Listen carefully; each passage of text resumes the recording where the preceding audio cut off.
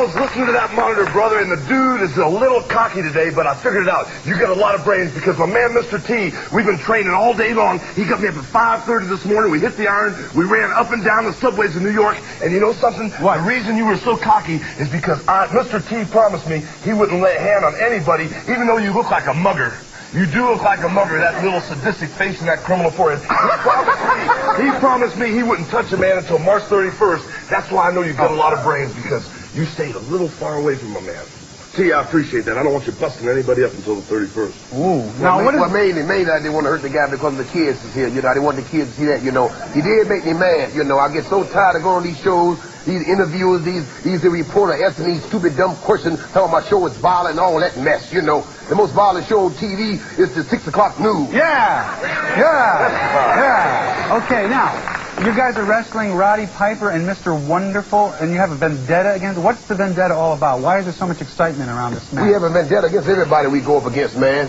Well, I was particularly addressing this specific match in which you're going to make huge sums of money on. No, you don't know nothing about that. We might be doing it just because we like violence. Okay, I can. I just told you we didn't get no money when we cleaned up the mugger that was on that L train this afternoon. Well, he wouldn't have $8 million on him, bet. Well, you don't know what he had. You trying to mess with some people, but I tell you one thing. Right now, the L subway is a little safer. Here. Okay, so I can go back down there now.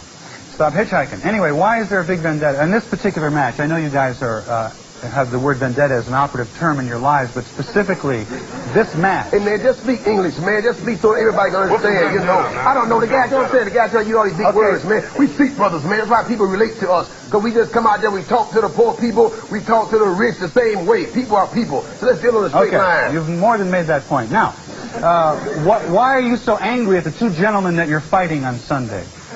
Well, you know, apparently you don't know what's going on, man. You must have been I in a do log know, cabin or something. Well, I'll lay it out for you, little dude. Let me tell you how okay, big dude. You know, Mr. T, he's been hanging around wrestling a long time. Maybe you don't know his background, man. The dude was an amateur champion in Chicago all 3 years in high school, man. Beat everybody in under 10 seconds, you know. And the thing is, the man won the bouncer contest 2 years in a row. He's not an actor.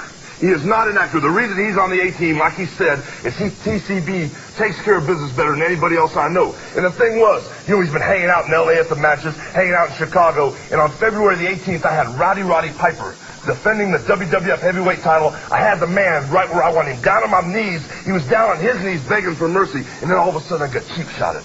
By who?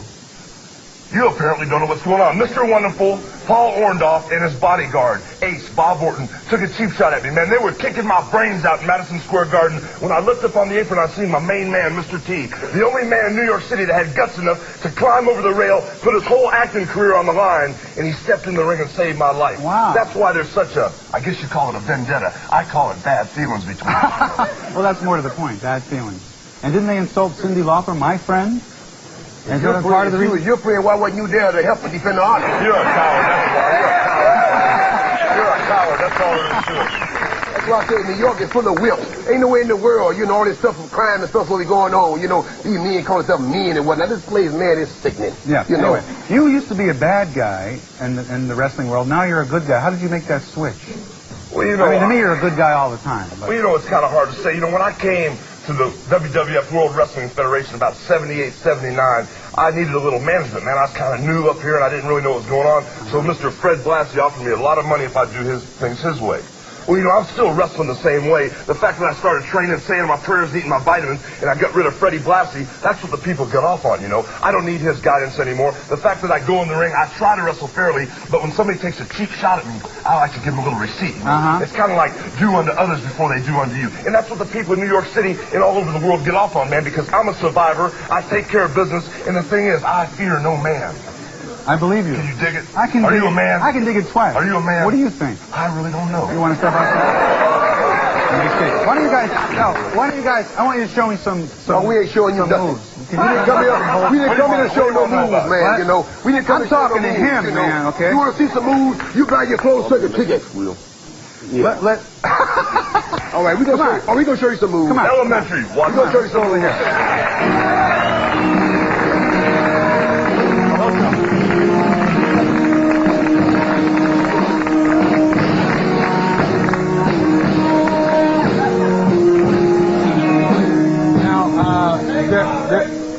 There's certain terminology in wrestling.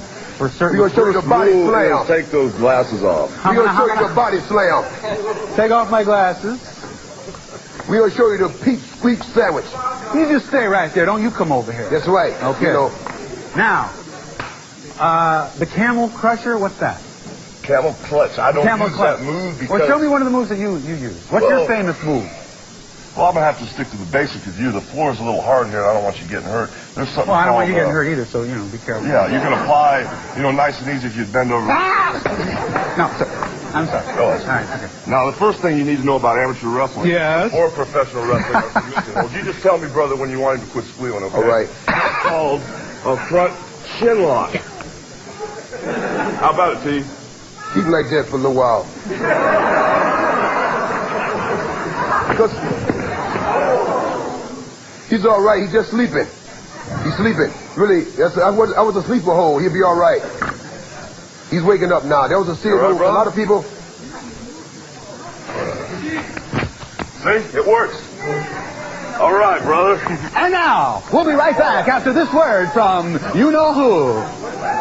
Yeah, We'll be right back.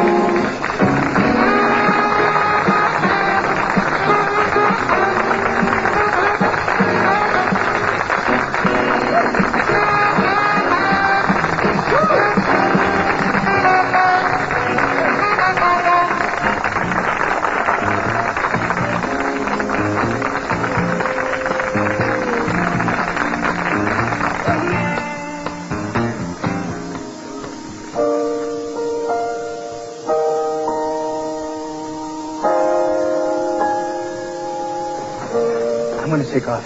Okay? I'll see you next week. Yeah, okay. See you, Gal.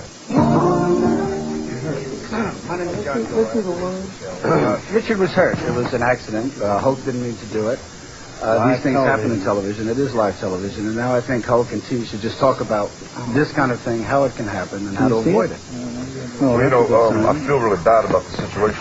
Richard asked me to demonstrate a professional wrestling hold, and that's exactly what I did. I put what is called a front chin lock on the man, and when I released him, he fell and hit his floor. It's a situation where you need to be a professional at all times, and the type of hold, when I would put that on a professional wrestler, I would apply probably 10 times as much pressure. I didn't realize that apparently he doesn't do any physical training at all. I'm not sure because, I'm not saying that in a smart way. I really apologize. I mean, usually something like that I could put on Mr. T and there would be no problem at all, because he didn't give me any type of sign or say anything. It's a situation where I'd just like to warn people that if you're not a professional athlete or not a professional wrestler, don't try to copy what you see the athletes or the professional wrestlers do on TV. Or in the add to what the Hulk's saying.